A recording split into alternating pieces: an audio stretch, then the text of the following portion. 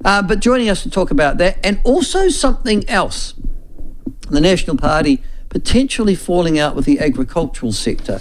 A story that has been published this morning and stuff, and well worth the chat, is the former chairman of Otago Federated Farmers, but also a former ACT MP, and one would expect, if the polls are kept, he will be an ACT MP again in a month.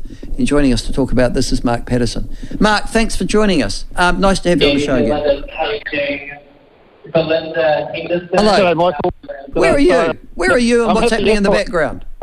I'm sure that'll pass in a second, but just if I could, New Zealand First MP, Michael, not ACT MP. Sorry, that's right. You're absolutely right. Mark, yes, where are you at the moment? Where do we find you? Well, try to get somewhere quiet, Michael. I'm off to Hamilton for the primary sector debate tonight. So, Christchurch Airport. Oh, okay, and that's the conference thing's going at the moment. All right, you are off to a primary. Who will be at that? National, Labour.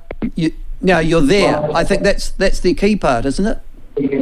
Oh, look, we felt that we've broken that threshold well before now. I think the polls are a trailing indicator. We're more focused on the feedback we're getting on the ground, and particularly when it's a public meeting. So. Mark, we're going to have to come back to you, mate, because can you just? We're going to have to come back to Mark because that's distressing in the background, Josh. So if you could just talk to Mark about that would be great, please. And we'll see if we can get him somewhere quiet before he talks to us. Nevertheless, there they are. He's going off to a debate at Hamilton tonight in the agriculture sector. And one of the reasons, this is what I want to talk to you about this morning, is New Zealand First at 5%. Now, the reason why that's important is because people start to take notice, and people now starting, up until now, am I going to cast my vote for them or not? I don't have to worry about it.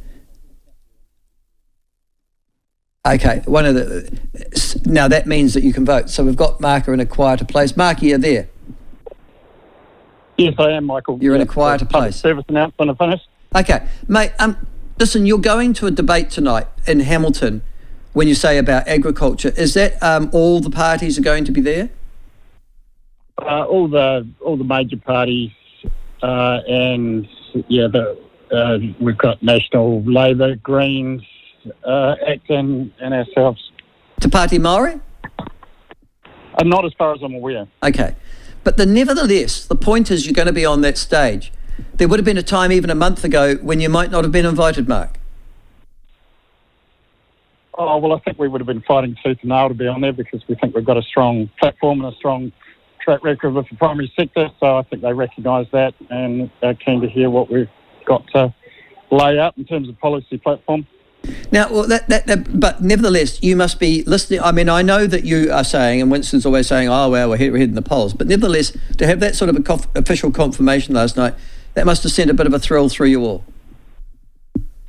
Yeah, I think we've understood through the feeling on the ground that things are building. It hasn't necessarily been reflected totally in the polls, I don't think. And, I think we're going to be the surprise on election night. And as you know, Michael is a student of politics. New Zealand First always polls on the night empirically better than what the polls show leading in. So if we're above the threshold in the public polls, we're probably 2 or 3% above that. Now, the other thing that was interesting, and you will have noted too, is ACT falling 3. Now, ACT became a repository for many people who believe that National's not going to be strong enough for them. Do you think you're picking up some of their support? Yeah, undoubtedly. I think the problem for ACT is they seem to be doing a victory lap and throwing demands around before anyone's even cast a vote. And the country's in a pretty serious situation. They want some sober discussions by politicians about how we're going to get out of this and, not premature victory laps, which I think speaks to a little bit of an experience. Yeah. Well, I mean, of course. Listen, the other thing is and the reason I wanted to talk to you in your position of former chairman of Federated Farmers, the National Party are talking about their commitment to and you would have seen the story now, I hope, phasing out or at least reducing the amount of nitrogen fertilizer. Oh, here we go. Here we go.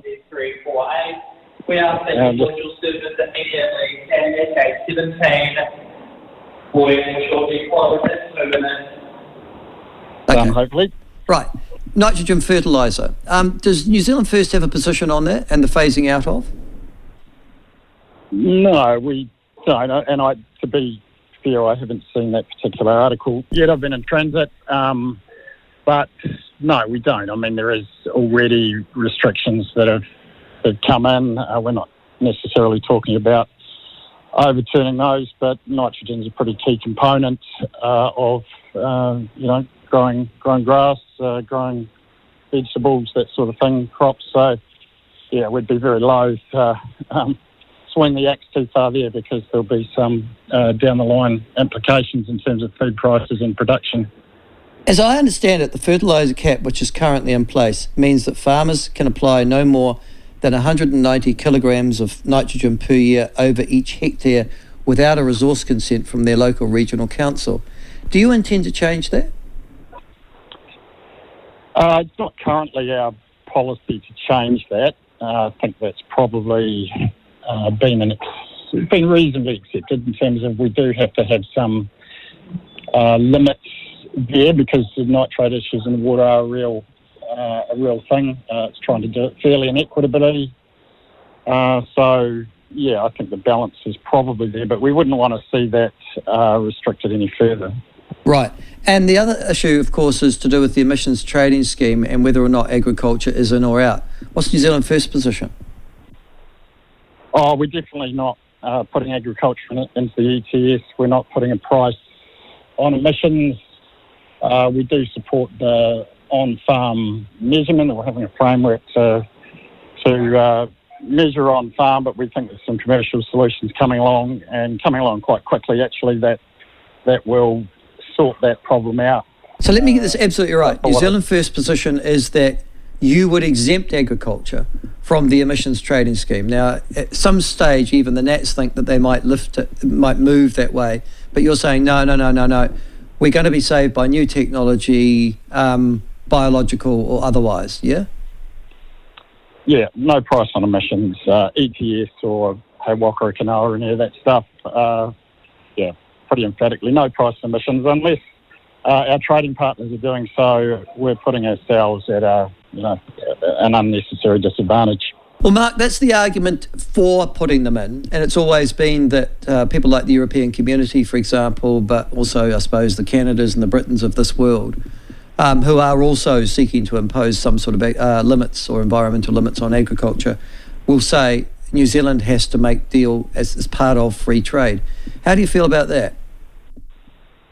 Well, that's not backed up by their actions. I don't think any country is putting a tax on their agricultural sector. We've got to be a lot smarter than that. And I mean, we saw I guess the core of our position is we saw the modelling come out of that Waka Kanoa proposal, and they're taking out about a quarter of sheep and beef farms. That would be devastating for our rural communities. We've got to be way smarter than that as a country. We can't afford to do that. Okay.